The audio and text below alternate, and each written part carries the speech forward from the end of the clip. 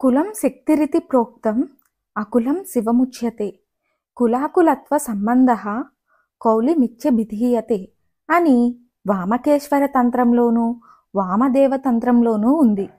కులం అనగా శక్తి, సర్వలోకాలకు ఆహ్లాదాన్ని అందించేది ప్రకృతి.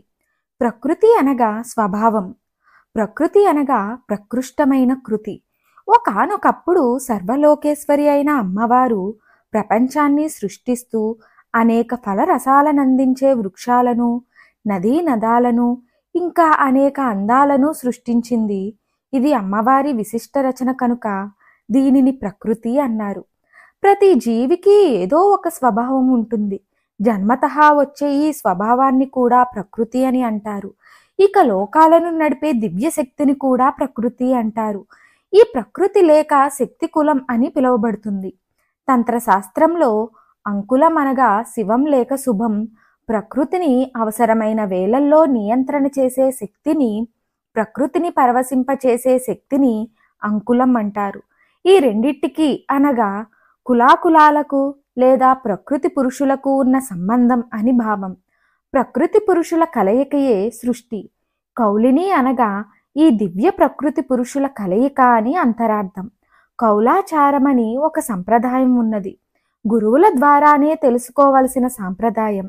ఇందులో ప్రకృతి పురుషులిద్దరూ సమానులే. ఈ సంప్రదాయాన్ని ప్రతిపాదించే అమ్మవారు కాబట్టి ఆ తల్లిని కౌలిని అంటారు. కులం అనగా గ్రామం, దేశం, వనం, వంశం, గృహం లేదా కొంతమందితో కూడిన సమూహం. సర్వుల చేత పూజింపబడేది కేవలం తల్లి మాత్రమే. ఇలా ప్రతి సంఘం చేత పూజింపబడే శక్తిని కౌలిని అంటారు.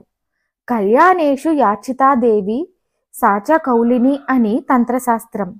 పెళ్లిళ్లలో ఆడపిల్లలు అమ్మవారిని ముందుగా పూజించాకే పెళ్లిపీటల మీద కూర్చుంటారు. అలా పెళ్లికి ముందు స్త్రీలచే పూజింపబడే శక్తిని కూడా కౌలిని అనే అంటారు. ఇన్ని విధాల ప్రజలకు దర్శనమిచ్చే ఆ తల్లిని ఉపాసిస్తే చాలు సకల శుభాలు కలుగుతాయి.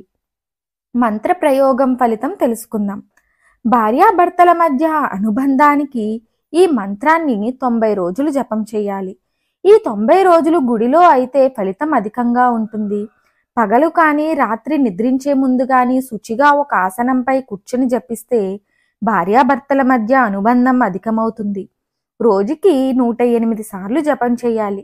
పెళ్లి కుదరని వారు, జాతకరీత్యా వివాహ యోగం లేనివారు 41 రోజులు ఆవు పాలను అమ్మవారికి నివేదించి ఈ మంత్రాన్ని రోజు 108 సార్లు జపించి ఆఖరి రోజు అమ్మవారికి కుంకుమ పూజ చేయిస్తే వివాహం అయి తీరుతుంది.